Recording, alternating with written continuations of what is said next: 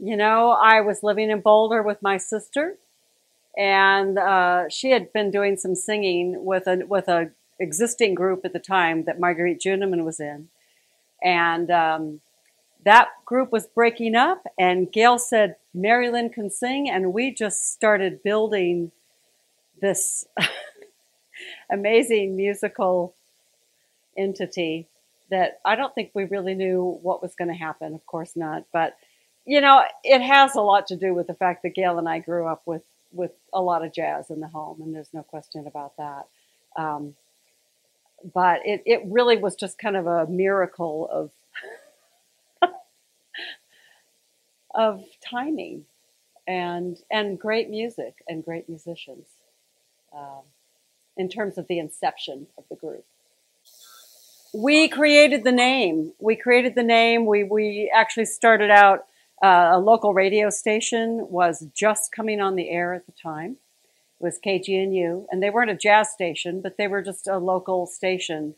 Um, and they wanted to do a public access program where they would do this local access of bands in Boulder. And we had to come up with 3 tunes a week to do a recording for this 15-minute show. And uh, we had to come up with a name really quick. And I just remember writing words on paper. It's like, and what are we trying to say? You know, what is it that we're trying to say? And it was three female vocalists at the time. Um, and at first, you know, we did say raw silk at first, and then we thought, no, it's got to be something a little more sophisticated. And the rare silk thing just came out.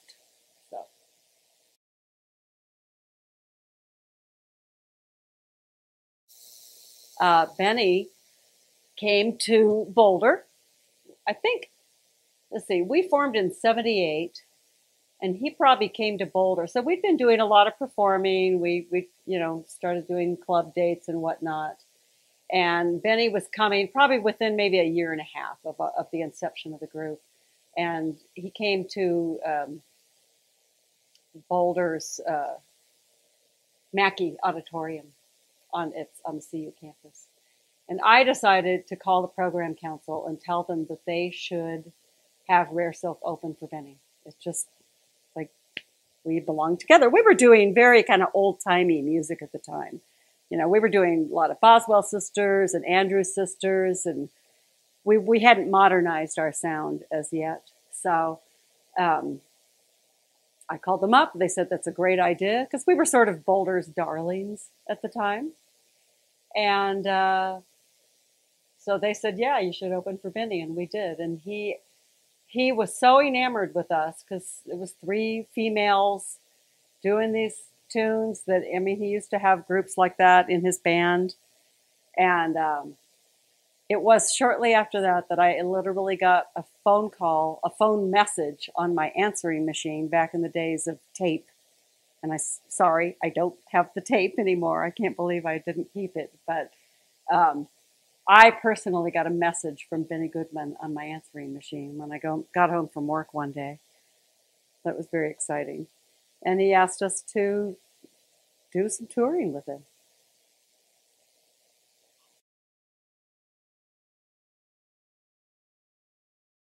I'd say close to a year on and off. Maybe not quite that long. But the very first gig with Benny, he brought us to the Boston Globe Jazz Festival, which was being live recorded on PBS. Flew us out there. We had several charts we had, you know, put together for him, and it was a live recording. And we did about 3 tunes with his band, and then he looked at us and said, "Well, do you have anything else?" And so we kind of just kept going. It was great. And then we actually signed a little contract with him on the steps of Carnegie Hall, I remember. And he took us, you know, we played the Playboy Jazz Festival with him. We played at Carnegie Hall. Um, and he really gave us a thrill. And then he took us to Japan for the Oryx Jazz Festival in 1980. Well, after a while with Benny, we kind of decided to part ways. He wanted to keep us sort of more in the traditional girl, three women. He wanted us to sing into one mic and be a little more, keeping that tradition. And we really had a desire to modernize our sound and to grow.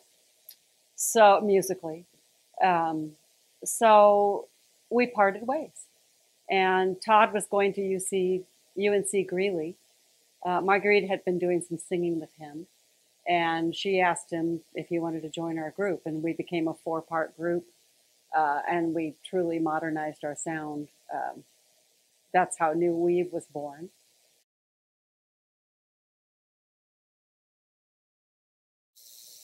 I can read, but I'm not quick at it. I still work on that, but I'm not a sight reader. I could take notes and I can play them on the piano, and I could work out my parts that way. So whatever was written, if it were written, I would just sit at the piano and pound it out and learn that way. And then the other way that we learned, and Gail also was not a reader. Marguerite and Todd were much more than Gail and I. A lot of times the 4 of us would just get together with Todd sitting at the piano and the 3 of us behind him, and we would just, that's one of the things I think about our sound, is that we don't have a traditional 4-part stacking sound. It really, and I do think that's one of the things that made us unique, in that we were very playful with it. It wasn't all written out like, here's your 4 parts, We would sit there at the piano, Todd would play something, Gail would sing something, or Marguerite. I would find a line, and then we'd kind of just work it out. And that's why there was a lot of crossing and a little more playful harmonies, I think. So some of it certainly was written out. I remember actually DC Farewell was written by Mark Simon, our bassist at the time. Todd arranged Red Clay.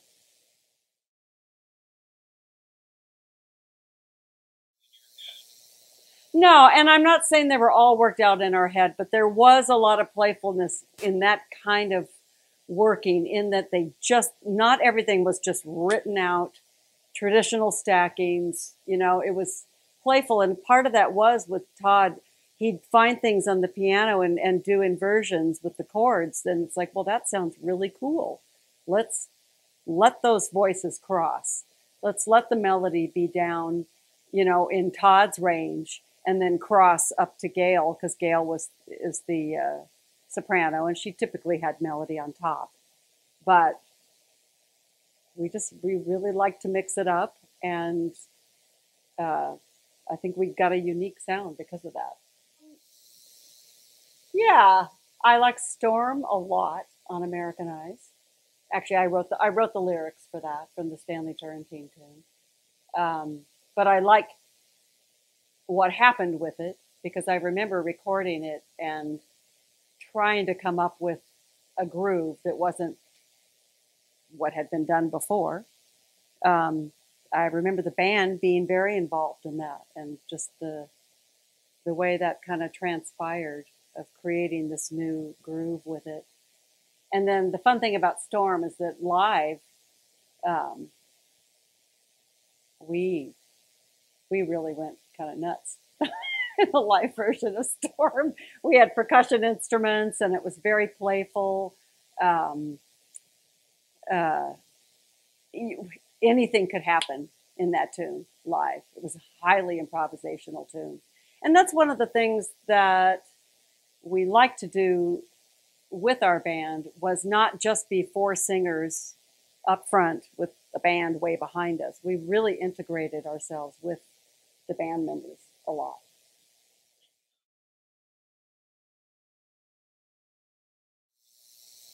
Geez, Elton, I listen to so much different kinds of music.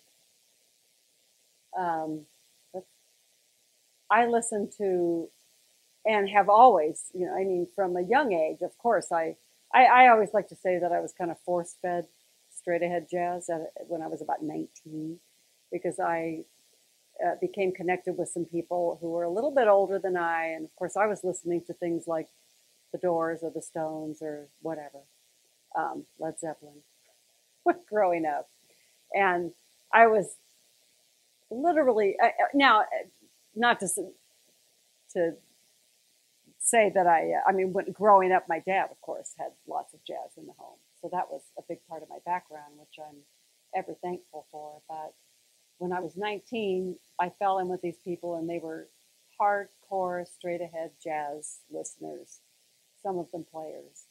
And they just, I was just force fed, Ornette Coleman, Rahsaan Roland Kirk, Train, Miles, you name it.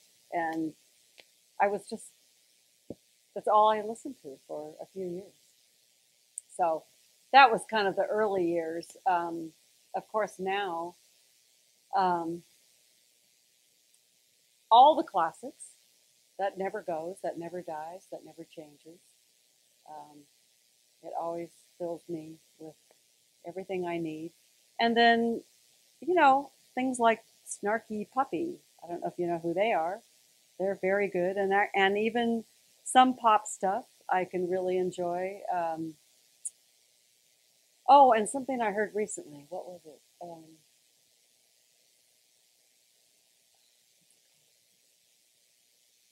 I'm sorry, I can't think of the name of it. When it comes to me, I'll give it to you. Lake Street Dive, that's who it is. Are you familiar with them? Lake Street Dive.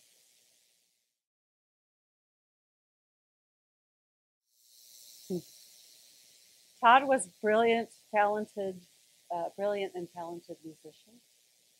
And I'd say that Todd embraced what I just described about having that street sense about music, and combined with the technical aspect, because he did play piano, he did play some other instruments to a certain degree. So he had that part, and he just roared his way through music and really, it was raw. He was very raw with it, and really talented. Um, and when he came into the group is when we really started sailing into what I consider the more musical part of what we did. Um, he brought the modern sound. He helped us to achieve that. And at the same time, our live performances were just kind of wild and raw. They had a lot of energy. Um, so he brought a really valuable thing to our sound, I think. And it was certainly unusual to have one man and three women, but it just was serendipitous. It just happened that way.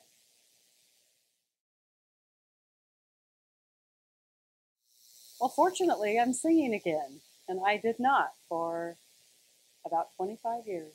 I didn't sing at all. I was raising a family. I was doing photography. Uh, and then I just kind of started working my way back into it. Number one, I had really not done that much solo singing within Rare Silk. And it took me a while to build up confidence to feel like I could do that. And I slowly but surely started getting into a little bit of performing. I would sit in with people, and I just started working it more and more. And I realized that I do have a voice, a solo voice. So I totally enjoy doing solo work. I did record a little self-produced CD with my guitarist, Michael Schuler. And that's actually pretty fun. I think you might have listened to it a little bit recently.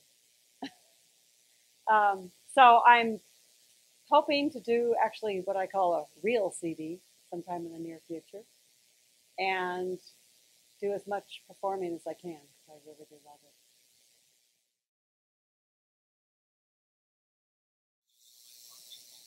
Yeah, it would have been a completely different experience.